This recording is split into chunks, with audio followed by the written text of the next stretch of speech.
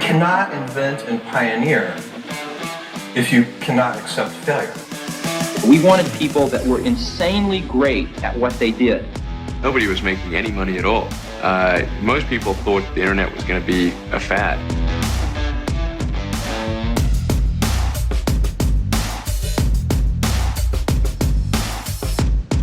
All right. Today on the podcast, I have my amazing business partner, Yonathan. We are going to do a couple things, but we're going to start with, we call it iconic reads, where we take a blog post and we break it down. We would do books, but that would take way too long and we'd have to actually read. But Paul Graham just dropped one called How to Do Great Work that is really good. It should actually be a book. And then we're going to talk about probably, 10 different startups or things that have gotten our attention that could inspire ideas that you're working on. And then finally, we'll do an update on the different projects we're working on. But Yonathan sent me a Slack today saying, Jim, we need to push the podcast. I'm brain dead. You've been up for who knows how long, but I said, no, the show must go on. So have you mustered up energy? Are you excited to be here? Or are you going to mail it in? Think about it. This is the end of the day for me. And right after this, I'm going to go babysit like 3 and 4-year-olds. Whereas you, this is your middle of your day. You've just had a snack. You're energized. There's the sugar pumping through your veins. So we're definitely at different stages of the day. That's for sure. That's right. I'll bring it. Now you know what it's like to be me in the day, and the job really starts watching wild children. So good luck with that. Yeah, I'll do my best. All right. So this blog post, it's called How to Do Great Work by Paul Graham. Should we just revisit who Paul Graham is? Do you want to give an update on who he is so people are like, wait, why should we care about this guy? Yeah, I first heard of Paul Graham when he launched or co-launched Y Combinator several years ago. But to be honest, he completely disappeared off the radar to me after he handed off responsibilities at Y Combinator first to, I believe, Sam Altman and then Michael Seibel, if I'm not mistaken. I don't know if I got that order right. And then now I think it's forget the guy's name that was running Y Combinator, but it's been it's been handed off to several people now, and he's kind of faded off into the background. He's like the wise sage, coming in and every now and again delivering insights for everyone else. But yeah, that's at least what I know of Paul Graham. I don't know if you have more context on him, Jim. No, you nailed it. And the reason why his advice is so helpful is just the velocity of companies he's worked with that have failed or done insanely amazing things, and the amount of amazing founders he's been exposed to, spotted, selected, and seen grow. So you could just say he's maybe the most prolific investor for having gone through that Y Combinator experience. And so anytime he speaks, it's like on the foundation of like this insane amount of like experience that he has. So I definitely listen. And we even probably, sorry, go ahead. Yes, just going to say, actually, as you're saying that, you could probably even call him like the Warren Buffett of like startup, early stage investing. He's seen a lot of volume, does a lot of pattern matching, and can pull out the insights that apply to many people. Same way Warren Buffett does it at very mature companies. So that's also one way to kind of see him. That's a really good point, especially in the startup world. And so we'll get into this. He did this like How to Do Great Work. And first off, his blog post titles are amazing because they're so just direct. There's no fluff. He's not trying to get BuzzFeed clicks. It's just like how to come up with startup ideas, how to get rich. Let's see, what else does he have here? How to write content. It's like just so direct, but then when you read it, you're like, this is like the Bible for this topic. So first off, when he had the blog post title of How to Do Great Work, I was like, I bet this is going to be quite phenomenal. But the way I like to start iconic reads is what was your takeaway from this after reading? Like, we'll start with the takeaway first. Funny thing is, I was thinking actually, even before takeaways, like my initial impression is just how we decided to do this essay. You told me about it. It's like, hey, Paul Graham just released a new essay. It's worth checking out. It's almost as if we were talking about our favorite music artist or like a new movie that's being released. So if you think about this post, ironically, it's called How to Do Great Work, but it is an example of great work itself. And it's a post where he's not trying to impress you, as you've said. The formatting hasn't changed since 1998 on the site. It's the most outdated site I've ever seen.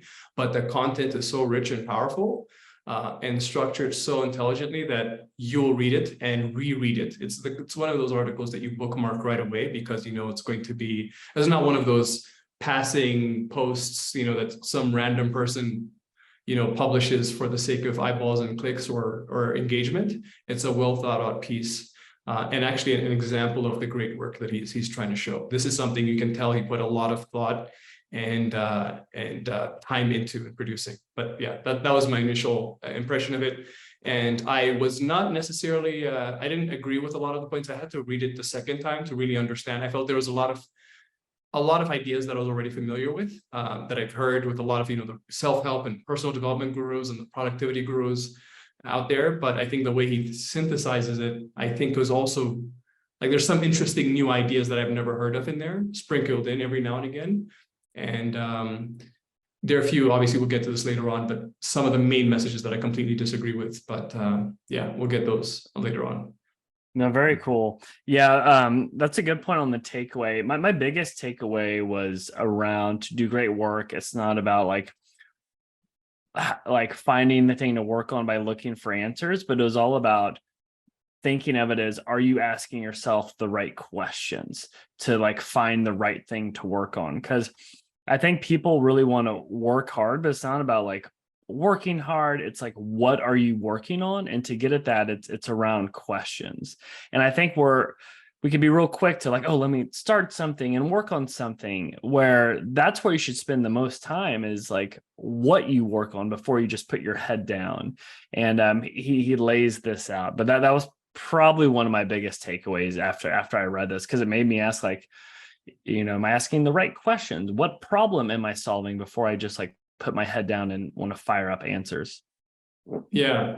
And there's also this thing that he talks about in there about like developing a habit of working on your own projects and not letting work mean something that someone else, like you're doing for someone else. Essentially, I don't want to say passion projects, but projects that you intentionally pick because it resonates with you or is meaningful with some larger thing that you're trying to achieve. I don't necessarily think this was a new insight, but I think the way he framed it was quite new and refreshing. But that was definitely one of the main takeaways for me. Yeah. So to kind of summarize it, I mean, honestly, this probably could have been like 10 blog posts. There are so many sections where I'm like, this should be its own blog post. But I'll go through some themes that I saw throughout it. So maybe people don't even have to read it. But one was, you know, this idea of deciding what you work on is maybe the biggest thing. So we hit on that. He talked about working on things that could have exponential growth. And he's like, people don't realize you can be very intentional about investing in exponential growth by choosing what you work on.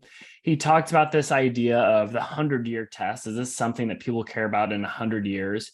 He also said to do great work, you need to be comfortable with undoing, redoing work or cutting things. And a lot of times we don't. He went through a whole framework of how to have original ideas.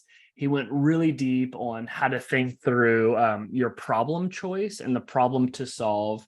He talked about how to be on the edge of new technologies, following your curiosity, following where it's work for others, it's play for you, which I thought was, you know, a good one to hear. He talked about to have a great idea, to have a great question, you need to have a lot of them and need to be prolific, as opposed to thinking you just have to have one amazing one. He went through a whole section that talked about to do great work, you need to do it with great people, and he gave frameworks on that. And then at the end, he really hit on a few things around it's better to be optimistic than pessimistic. And he talked about the idea of being curious, and he went through ways people fail as far as looking to do great work and how they fail. So those were like the big themes that I pulled out of it. And all of those could have been their own blog post. But what are some like themes or categories that either resonated with you or that I didn't talk about? Yeah, I think there's definitely a few sections in there that went more tactical. Things like, okay, now that you've found this work or project that you'll be focusing on, how do you get started on it? And avoiding procrastination. We're all humans after all. And there are a few things he added in there about lying to yourself being a legit way to get yourself started on hard projects. Especially if you haven't started on, like there are two things that he said. There's like project procrastination, like getting started on that project that really matters. And you have to trick yourself to block out large chunks of time so you can only do that thing and not, end up chasing or wasting a lot of your hours on, tedious things that don't move your life forward. And the other thing is lying yourself to get started on a project that you're already halfway through, for example. Let's say you're writing a book, and how do you get started on a day that you don't want to go back to your chair, start working, right? You just have to lie to yourself to say, let me read what I wrote yesterday and kind of go on from there. So that's another tactical thing that he brought up in there. And then final one is just finishing what you've started. The value really comes in, the value for project comes in really in completion. If you do 99% of some work, but don't get it across the finish line, the value is actually zero. And the value is in completion, not so much in the percent of value of the work that you've done. But those are just more tactical items that kind of live underneath the ideas you shared earlier. Yeah, those are really good. So let's hit on our favorite quotes or favorite sections from it, because I mean, this was such a beast of a blog post. It took me like days to really synthesize it. But I think I'll kind of tee this off. I think one of the best quotes I had was around the questions, asking right questions rather than trying to find answers. He said, and he was kind of going deep on originality. He said, originality in choosing problems seems to matter even more than originality in solving them. That's what distinguishes the people who discover whole new fields. So what might seem to be merely the initial step, deciding what to work on, is in a sense the key to the whole game. People think big ideas are answers, but often the real insight was in the questions. And then he goes deeper to the idea of unanswered questions can be uncomfortable things you carry with you, but the more you're carrying, the greater chance of noticing solutions. And he talked about how you can have a question you've had since childhood that could manifest into something as an adult, and how that's okay. And for me, I was just like, that really made me change how I even look at things, because we want to be a hammer that looks for nails to just punch in, when really you want to think through the question. So for me, that was when there was that light bulb moment of like, all right, what question do I want to ask today? But that was probably one of my favorite quotes. Absolutely. So I have a few as well. The first one that stood out to me is on style in developing a unique identity. He said, style is doing things in a distinctive way without trying to. Trying is affectation. And that was fascinating, because even in our discussions, Jim, that we intentionally try to zig where others are zagging, and it could come across as fake. And even the best, let's say, creators that I've seen, people who resonate and quickly build an audience, have a almost effortless way in like showcasing who they are that feels real. It doesn't feel like any effort or thought went into it. It's just who they are in their day-to-day existence. But that's something that stood out, that popped off the page. The other one is work has a sort of activation energy, both per day and per project. And since this threshold is fake, in the sense that it's higher than the energy required to keep going, it's okay to tell yourself a lie in corresponding magnitude to get over it. This is what I was saying earlier, like if there's a project that you're scared of, essentially lying to yourself to get over that activation energy of starting it. I know James Clear actually has a huge chunk of his book dedicated to this in Atomic Habits, about getting over and getting started, which is usually the hardest part. And then the final one was just more a question to myself, is like, what are you excessively curious about? Curious to a degree that you bore most other people. And that's what you're looking for in terms of your interest. But yeah, those are the three ones that definitely popped off the page for me. No, those are really good. The other thing he gave, because you're right, he would go really high level, but then he would go tactical. And he's like, all right, here's how to figure out what to work on. It's like, choose a field, learn enough to get to the frontier of it, so you're like on the edge, and then start noticing gaps. And he's like, when you see gaps, lean into it and explore the promising ones. And then he talked about if they are ones where they seem obvious and you can't believe no one else has done it, and then it could look like a toy or something simple in the early days, he's like, that's when you're on to something. And so it made me just kind of think through, it's like, okay, where do you have an unfair advantage? Where are you curious? Is it on the leading edge? And then what are gaps? And so I loved it when he would give those very specific tactics, because those are things that I think are very actionable, especially with things like AI that are blowing up and lots of things that are kind of coming to fruition right now. Yeah. I totally agree. But, one thing that, as you're saying, that was, and this was always the one issue that I had with the entire blog, is it feels like a lot of these people that he's referring to, and including the 4 steps that you just detailed, and he even says that he, like the last part of what you just mentioned is, he says, practically everyone who's done great work has done it. Those 4 steps that you just mentioned: choose a field, learn enough to get to the frontier, notice gaps, and then explore promising ones. He says everyone who's done anything that you could call great work, from painters to physicists, have followed this path. And it felt like, I was thinking of Cal Newport and how his model is that sometimes you just get started and you do the work for the sake of doing the work, not necessarily because you have an interest in it or a passion in it, or that you're trying to get to the frontier. And you naturally, over time, do the great work because you've put in the hours into the work, rather than because you've chased a passion or a curiosity that's led you down this unique path to like the frontier. So that just kept recurring. And I was wondering, like, what would Cal Newport say if he was reading this book? Because his angle is the very opposite. He says, don't wait for your passion, don't wait for your curiosity, just get started on work. You'll find your frontier that way. You'll become good just because of the hours invested in that thing. So yeah, that's something that stood out, or one thing I would point out. Yeah, and I'll save my, well, actually, the one that I didn't necessarily disagree with, I like the spirit of it, but he talked about like the 100-year test. One way to aim high is to try to make something that people care about in 100 years. Where when I think of in 100 years, I'm thinking of like legacy, brand, things like that. Whereas I think if you're looking at innovative technologies that are always evolving, I don't know if that long horizon makes sense.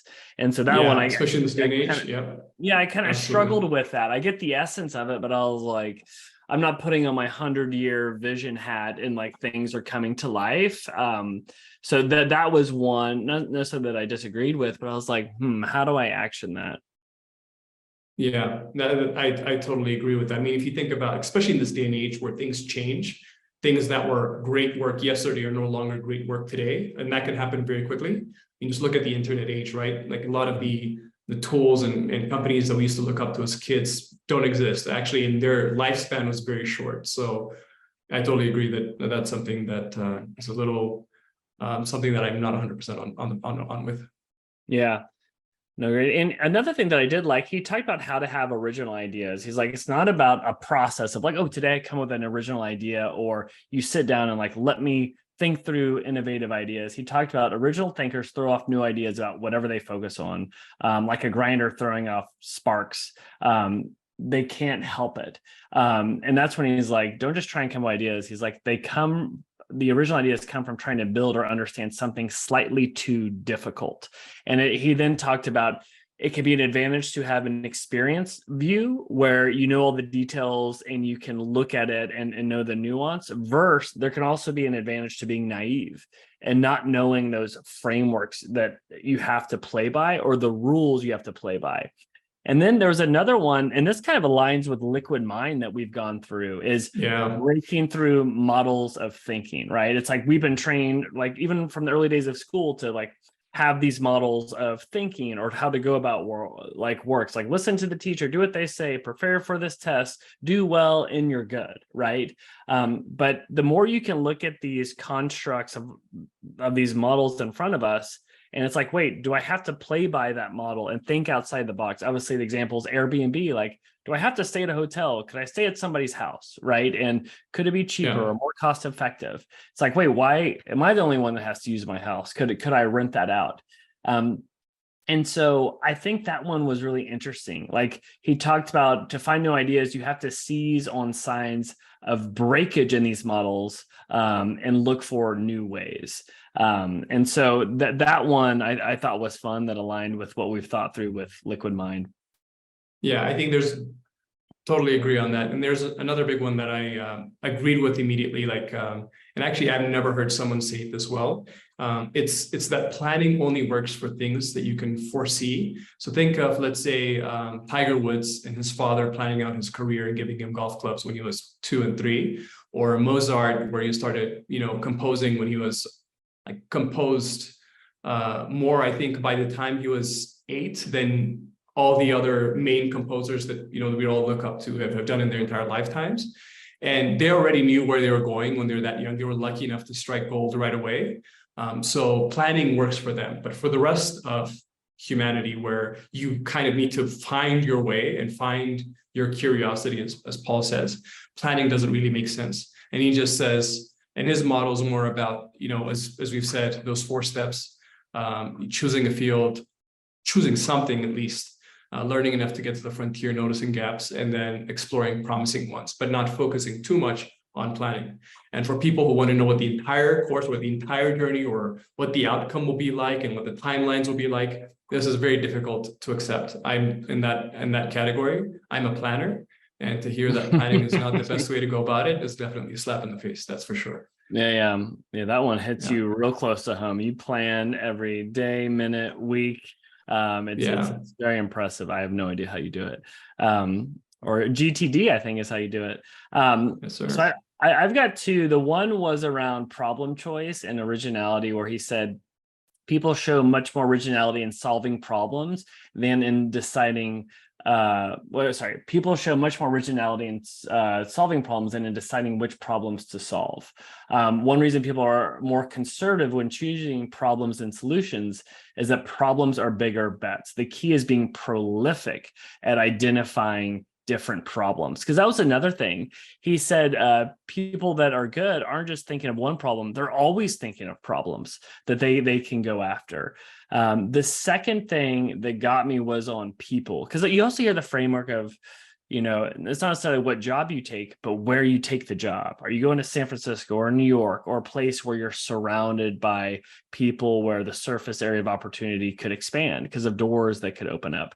And he talked about seeking out the best colleagues. There's a lot of projects that can't be done alone, or even if you're working on one that can be, it's good to have other people to encourage you or to bounce ideas off of. And he basically said, if you know, if you have the right people. But he's like, here's an attempt to break down how to know if you're working on the right people to do great work. He said, you need to have good colleagues offer surprising insights. They can see and do things that you can't. So if you have a handful of colleagues good enough to keep you on your toes in this sense, you probably have the right group of people. And so I thought that was helpful, like people that can look at things from a different lens, break different models, ask questions you're not thinking through, know your blind spot. That works out. Because you see the model of co-founders when it works well. It's like, oh, they're the product person, they're the salesperson. So it's the perfect 1-2 punch. And there's some similarities with that in this model. Yeah. And another thing also is just like the consciously cultivating your taste in the work and just knowing what good is. And I think the more time you spend in that field, you begin to identify what is good and what is great and the elements that go into that. And there's actually a video I've shared with you in the past, Jim. I forgot it, but I forget what it was called, but it's by Bill Gurley, another VC, a well-known guy. And he focuses or does a case study on several people who over time did professional research in their field, became extremely good at it, and identified, they understood, they developed the taste in what makes something great. I think one of them was the founder of Shake Shack, something Meyer, I forget his name. And he spent time in developing restaurants, would literally drive through the southern United States, stopping at every area where they did barbecues, sampling their way of doing things and just learning and developing a taste until he knew what he wanted to do to be great, essentially, in that field. The other person is actually the founder of Stitch Fix and her process of doing that as well in her domain.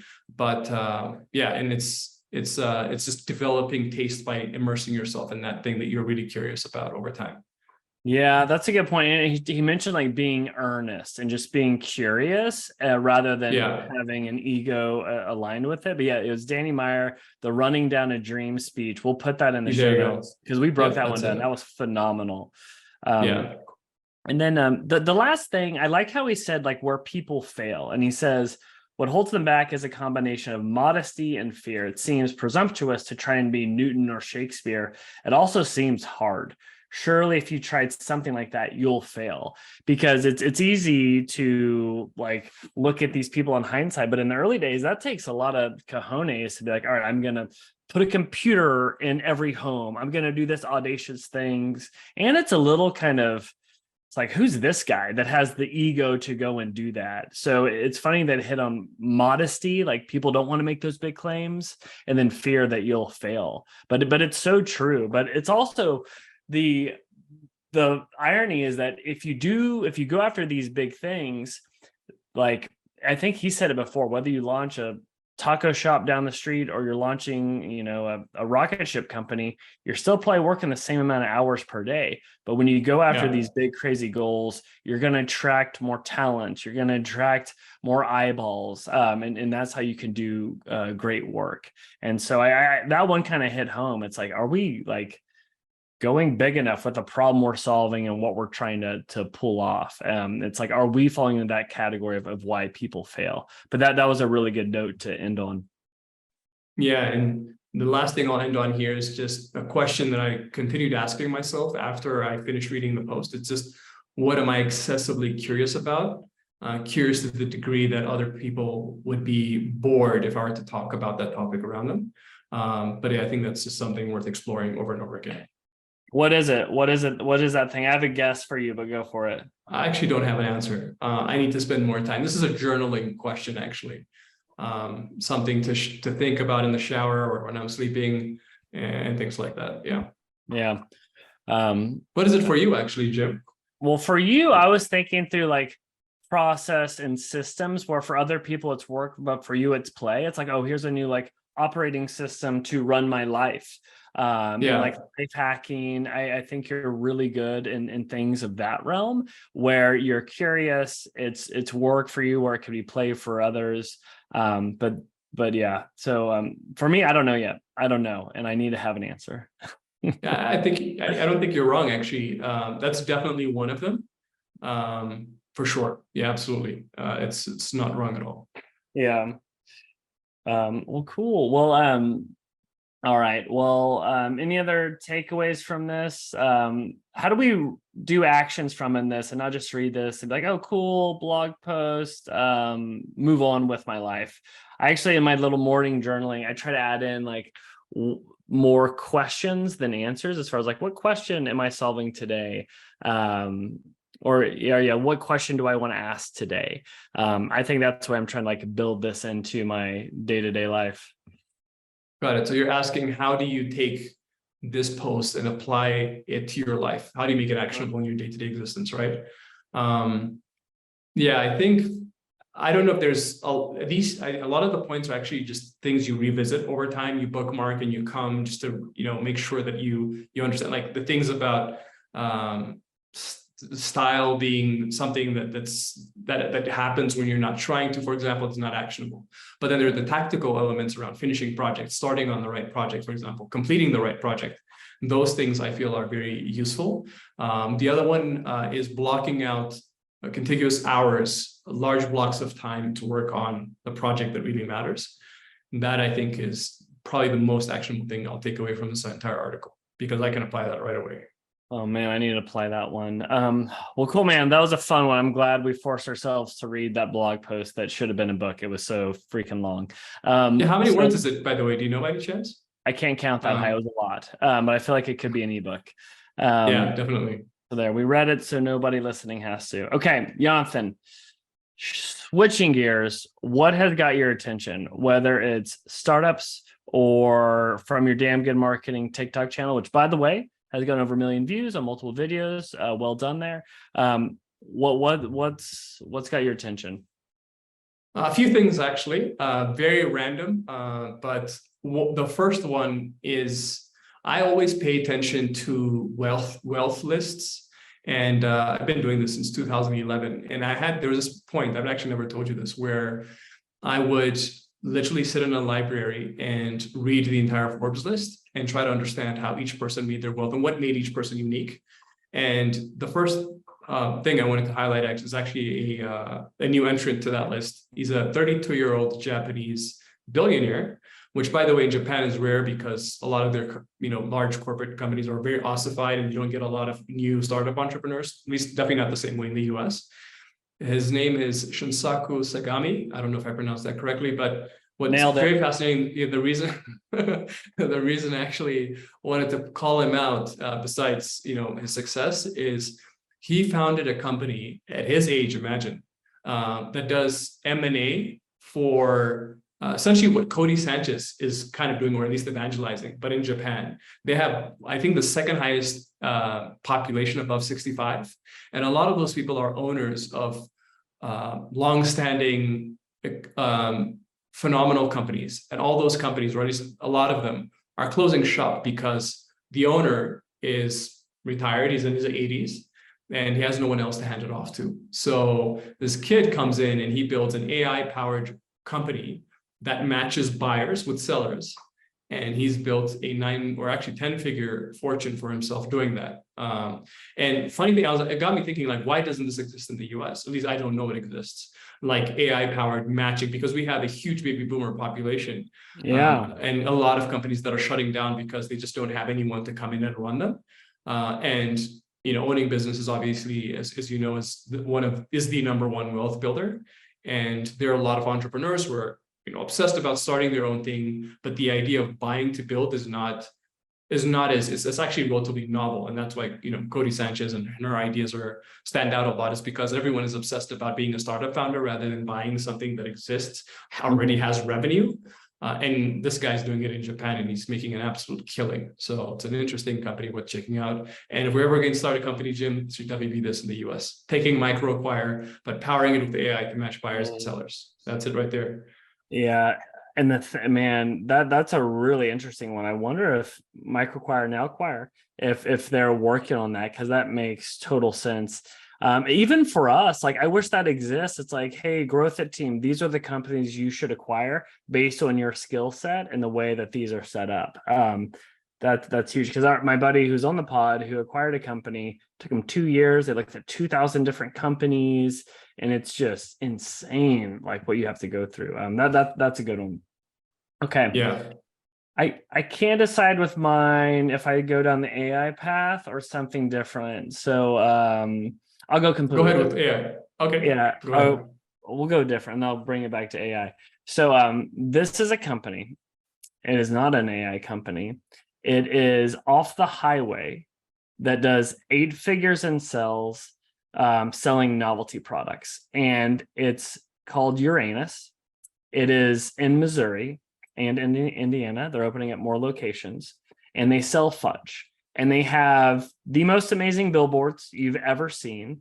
And people see that they can go to Uranus, Missouri. They pull over, and then they buy a lot of stuff. They're doing 8 figures and growing. And what's even more impressive, the founder, his name is Louis. He owned a bar, and the bar did pretty well, but he's like, I've got a vision and an idea. So he shut down the bar for like almost a year. He bought these billboards, and all of a sudden he reopens, and he has these billboards that say, come see Uranus. And then he transformed the bar into essentially Uranus. And people come from all over, from Canada, to go to Uranus, and people go to the e-commerce store just to own a piece of Uranus. But it's one of those where it just makes you rethink everything, where you have a funny idea, one, and then two, his marketing tactics of billboards work extremely well. There's another comp to this. There's Hell, Michigan that you can go to that does really well, but it's Uranus is at a whole nother level as far as the value of it. So that's one that has got my attention. funny thing is, as digital marketers, I'm realizing people who know how to do offline marketing extremely well are so rare. And when they do it, when you pull it off, the returns and the outcome is amazing. But yeah, I think now that you said that, maybe that's going to be the project that I dive deeper into. It's like killer offline marketing. Just really study the hell out of that. Yeah. And it's all about like get the billboards, get the hook, and the rest takes care of itself, right? When you get the product or positioning right and that distribution, it's like so many things take care of itself. But anyway, we'll have to make a stop there. What do you got? Yeah, so I'll go very luxury or like into the luxurious segment right now. I've always been obsessed with scarcity marketing and essentially building a brand and selling things that actually don't have any inherent value, but just because of the framing and the story you've told around it. Now everyone wants that thing. So I'll talk about two companies. One is Goyard. I don't know if you've ever heard of them, but they're actually a not so well known. They're obviously, to their buyers, they're a premium brand, but they have this range where they only sell bags to 5 customers per year. And that's all that they're selling. And the line that they've created for those 5 bags is insane. It's you have to get on a waiting list and you're invited to come in and buy these. And this is a playbook and a strategy that's used by many luxury brands out there. And I've always been fascinated about it because I wonder what about that could be applied to the companies we work with or the space that we're in. Obviously, we're not, purely, or like at least the companies we work with are not in the luxury segment, but there are insights in there that could be taken and applied. But that's one. The other one is Louis Vuitton. Louis Vuitton is kind of following in the steps of many other brands right now and launching things just for the sake of getting attention rather than with the intention of selling. They've released a microscopic bag for $60,000, Jim. Can barely fit it on your pinky, and it's $60,000. It kind of follows in like Balenciaga, also in the recent, I think it was maybe in the last year or so, launched a range of trash bags for several $1,000s. And that also got it gets people talking. And this kind of goes back to the offline marketing, right? If you can get people talking about what you're doing, it's a game changer. That's why Uranus sticks. That's why people are traveling from Canada to visit Uranus, and this guy's making a killing. It's the same thing that these people are doing. If you think about it, even though he's not in the luxury segment, he's getting people talking. He's creating a purple cow, and all of these guys are doing purple cows as well. If you think about it, yeah.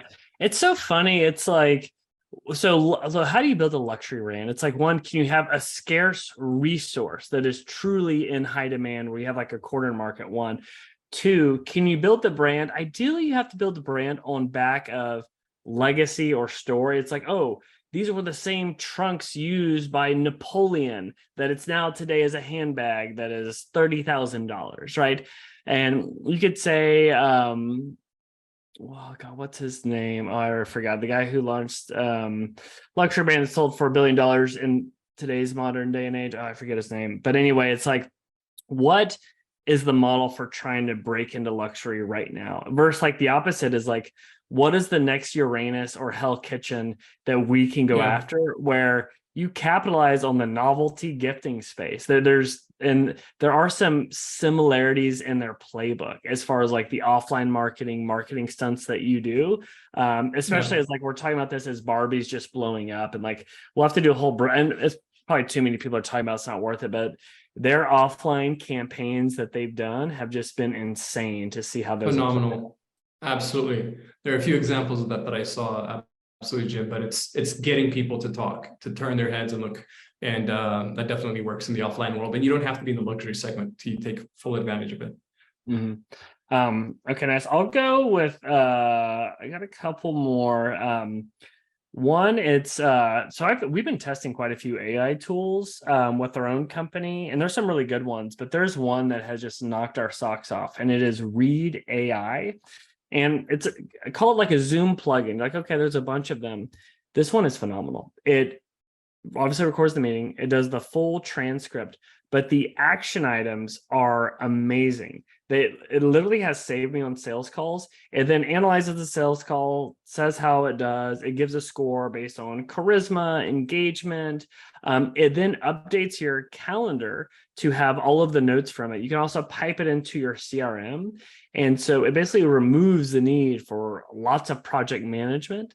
And it's one that I think we're about to roll out to the entire company.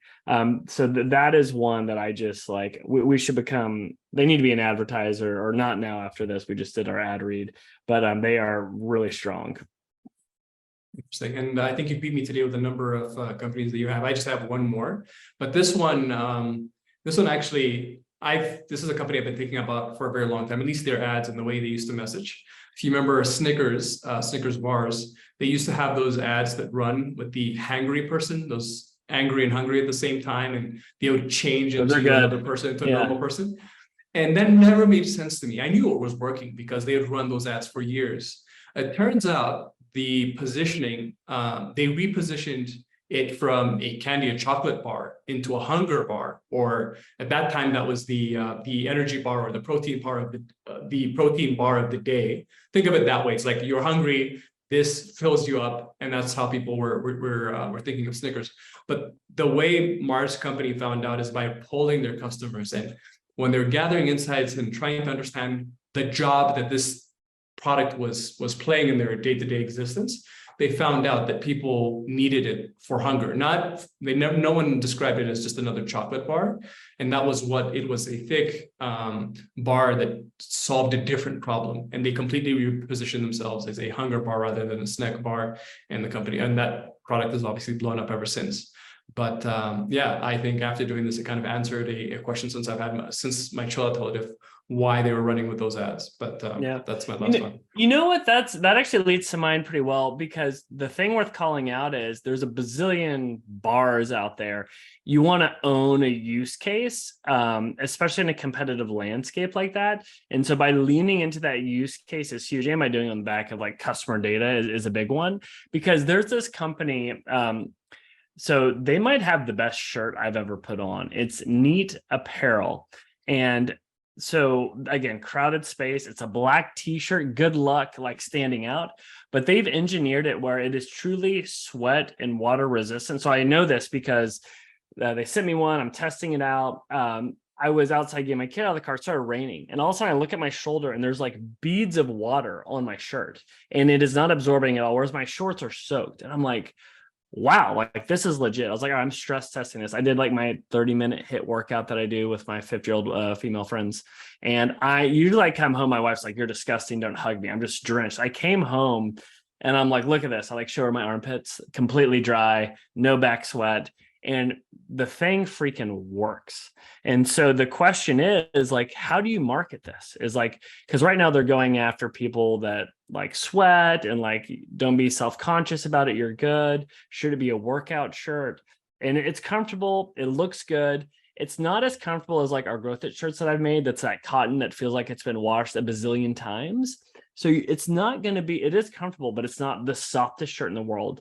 But it's like, is it the workout shirt that doesn't show sweat? Do people care about that? Or is it wearing it in public and worrying about sweat stains? But it's one where it's a phenomenal product. And I'm interested to see the go-to-market strategy on how you compete. Because if you look at True Classic Tea and Fresh Classic Teas, they're going after that market of like, cover your beer belly, show your guns. Your girlfriend, wife will think you look amazing in this shirt. So where do you compete? I think is what they have to decide. You know, as you were saying that, and my earlier point about the Snicker bar as well, there's an unbelievable newsletter post by Harry Durai. I think one of the best I've read in a very long time. That's worth checking out today.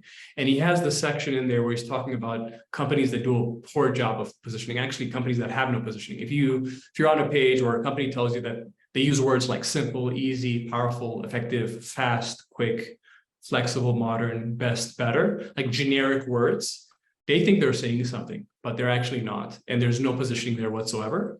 So just something to call out there. That's my bonus of the day. I saw he dropped a new newsletter. I need to go check it out. Okay. Oh man, it's amazing. Yeah. I feel like he's not consistent with his stuff. Like all of a sudden it'll just drop and then it doesn't. But who knows? Maybe he's trying to be like supreme or something. Okay. The last one, well, it's really just Framer, just because you can turn Figma designs into fully functional websites where they're really leaning into the no code movement. I haven't played with it enough, but that's one where we know all of this is coming, and that one is super impressive. Yep, and we intend to use it very soon, so I can't wait to report on that one. Yeah. And then the last thing we'll close off on is like just an update on our stuff. And so, it's funny, I think with Meta, they've been like the year of efficiency, as they spent like 21 billion on the metaverse, and it hasn't been fruitful. But with Facebook, they just came out with their earnings, they crushed it. Ad performance is up, their margins are even better on that. And sure, let's go ahead and compare us to Meta and Mr. Zuckerberg and his amazing washboard abs. But I think like that's kind of a similar theme with us with GrowthHit. Because if you and I rewind, like back when we were a 10, 15 person company, margins were phenomenal. Yes, you and I were working like crazy and passing out at night, but amazing margins. But we've hit a point with the business, we're approaching 40 people, like the profits are in the pennies, and you have to really watch it. You can't just be like, oh yeah, invest in that project, invest in this. And in the past few months for growth at our agency, that has been the focus, which is kind of annoying because I preferred running the company the old way, but it's impacted us. And so we've done lots of things, from how we track time, how we think through pricing with variable pricing, what is our true cost per acquisition, where we're investing our dollars. That's been where a lot of our time and energy has gone. But any thoughts on that, on how you think it's been going over the past few months? I actually don't have a real root cause or even a hypothesis as to why margins have gone down as we've scaled up. Could be several things, but I don't think there's any one thing that really stands out to me. If anything, we're better now at tracking margins than we've ever been. So in theory, we should be better at that, or at least that should be better off, but it's not. So it's we're definitely at an interesting crossroads at like scaling and how far we want to scale, and and what that means for margins over time. But yeah. Well, in that book, the Real Talk Simple Profits, or Simple Talk Real Profits, it talks about the black hole of business between $1 to $5 million. And like the good thing of us dipping into margins is like, we have an amazing team. Our process and systems have never been better. We have redundancy, but that comes at a cost. Whereas before, maybe we didn't have redundancy or coverage or these other things, but man, the margins were great. And so now that we've got that, the system and the machine working, it's like, okay, now we have to do it where it hits our goals. So that's kind of been our focus. The other thing that like us as an executive team we're focusing on is honestly our marketing strategy that I'm pretty fired up about. We can talk about that more. But those are like the two things we're looking at. And then leads are good, but man, it's a knife fight right now with the market. Everyone is price sensitive, so we have to be aware of that. With One Day Design, we've made some big moves there where we've actually realized it's not the best retention product. It's a good acquisition product. It's almost good lead gen for GrowthHit. So we're actually kind of rolling it up under GrowthHit as a way to get people that aren't qualified for GrowthHit to work with them. And so really that way, all the marketing we do around GrowthHit is also lifting up One Day Design. But we should do a whole episode on like the good and bad with One Day Design and uncovering that. But that's something that we could talk about another day. Yeah, that was definitely, it still is a fun experiment that was run. It's taught us a lot, but yeah, I think that decision was long overdue. Mm-hmm. Yeah, and it's changed the way we run the GrowthHit agency, which kind of goes back to Paul Graham's article, where it's like, you start a lot of things, ask a lot of questions. The failures aren't failures. They actually like lead to the next thing and make other opportunities open up, which I do agree with that. But yeah, then Handsome Chaos, the DSC brand, our new manufacturer is phenomenal. We're doing a reformulation. We did 2. I think the third one, I think we'll nail it. But dang, that timeline takes forever. We wait 4 to 6 weeks before formulations. And for an impatient person like me, that gets old. Yeah, actually just watching you go through the process of, trying to get Handsome Chaos up and running. it's completely turned me off to the idea of physical product businesses. It's just so challenging, especially in the beauty space. I can only imagine. Yeah. Well, that's why we're looking at this kind of buy then build model, right? Which we know there's going to be pains there as far as like sourcing deals, which could take a long time. But then when it's done, you're sitting on something that's cash flow positive as opposed to sitting on something that has zero income. So that'll be an interesting experiment in itself. Yeah, absolutely. See how it goes. Cool. Well, awesome, man. Well, Yonathan, thank you, man. Thank you, Jim. Have a good one. Oh, I have to send you the recording. I'll do that when it's ready. Sweet. Thank you, man. Cool. Thanks. Bye.